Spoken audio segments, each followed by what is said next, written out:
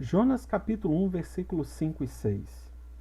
Então os marinheiros, cheios de medo, clamavam cada um ao seu Deus, e lançavam ao mar a carga que estava no navio, para o aliviarem do peso dela. Jonas, porém, havia descido ao porão e se deitado, e dormia profundamente. Chegou-se a ele o mestre do navio e lhe disse: Que se passa contigo, agarrado no sono? Levanta-te, invoca o teu Deus. Talvez assim esse Deus se lembre de nós, para que não pereçamos. Não há uma consciência tão insensível como a de um crente desobediente.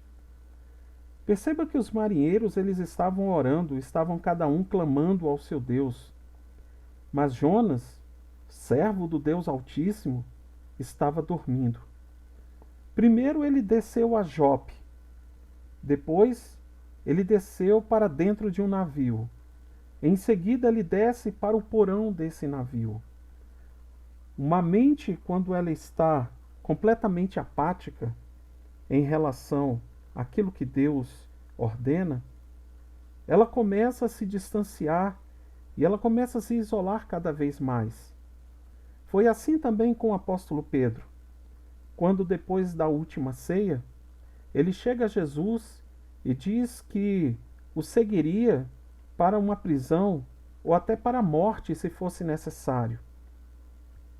E a derrocada de Pedro já começa na oração, quando Jesus o chama para orar, e Jesus ele adentra ainda mais, começa a orar, sente-se totalmente transtornado por aquele momento, ao ponto de suar sangue. Mas quando ele se chega a Pedro, Pedro está dormindo. Muitos estão assim hoje, apáticos, diante de Deus. Muitas pessoas que não conseguem mais orar.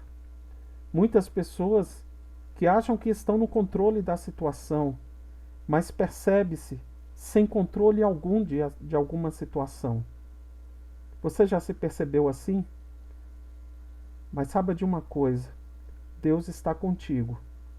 Ainda que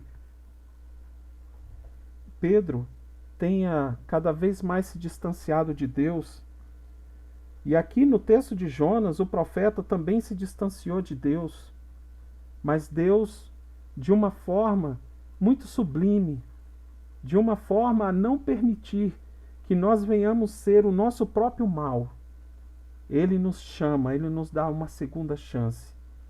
Ele faz com que a nossa incredulidade se transforme em fé e que